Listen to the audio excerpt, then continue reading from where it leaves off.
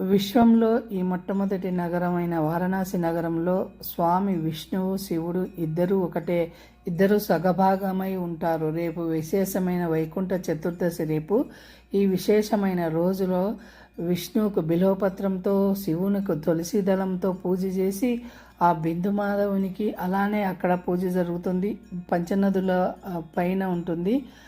ఆ పంచనదుల పైన దగ్గర మసీదులో ఎదురుగా ఉంటుంది ఈ బిందు మాధవుని టెంపుల్. అగ్నిబిందుడు అనే భక్తుని కోసం స్వామి స్వయంగా వచ్చి ఉత్తర కాశీ అంటారు ఇక్కడ ఈ దేవాలయాన్ని.